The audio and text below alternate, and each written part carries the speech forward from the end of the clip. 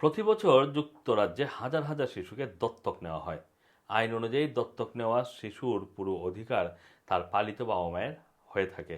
এক্ষেত্রে শিশুর বার্থ প্যারেন্টসের কোনো অধিকার থাকে না। তবে শিশু অ্যাডপশনের ক্ষেত্রে নতুন একটি পরিবর্তন আসছে।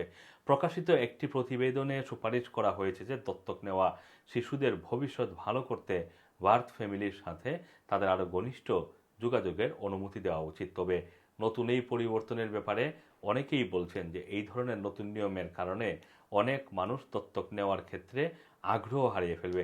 2004 সালে অ্যাঞ্জেলা ফ্রেজার নামের এক নারী তার দুই ছেলের কেয়ার নিতে না পেরে তাদেরকে দত্তক দেন, মূলত মাদকাসক্তি থেকে এবং সেন্ট্রাল হেলথ প্রবলেমের কারণে তিনি তার দুই সন্তানকে দত্তক দেন। 2011 সাল নাগাদ অ্যাঞ্জেলা সুস্থ হয়ে উঠলে তিনি বিয়ে করেন। সেখানে তিনি একটি মেয়ে শিশুর জন্ম দেন। এরপর থেকে তিনি আবারও তার আগের দুই সন্তানের সাথে যোগাযোগ শুরু করেন। তবে লোকাল অথরিটি তাকে দেখা করতে নিষেধ করে। শেষ পর্যন্ত অনেক চেষ্টার পর দীর্ঘ 20 বছর পরে তিনি তার বড় ছেলের সাথে দেখা করতে সক্ষম হন। তার মতো এমন অনেক বাবা মা রয়েছে যারা বিভিন্ন পরিস্থিতির কারণে সন্তানকে দত্তক দিতে বাধ্য হয়েছেন। জানা গেছে কোনো শিশুকে দত্তক নেওয়া ব্রিটিশ সমাজ জীবনে রাষ্ট্রের সবচেয়ে শক্তিশালী হস্তক্ষেপগুলোর একটি মনে করা হয়। দত্তক বা অ্যাডপশন হলো একটি শিশু বা তার বার্থ ফ্যামিলির মধ্যে একটি স্থায়ী সম্পর্কচ্ছেদ। এতে চিরকালের জন্য শিশুর পরিচয়টি পরিবর্তন হয়ে যায়। আইন অনুসারে শিশু তার জন্মদাতা পিতামাতার আইনগত সন্তান আর থাকে না। বেশিরভাগ দত্তক নেওয়া শিশু তাদের বার্থ ফ্যামিলির কাউকে না দেখে বা না জেনেই বড় হয়ে ওঠে। ইংল্যান্ডে প্রতি বছর প্রায় 3,000 শিশু দত্তক নেওয়া হয়।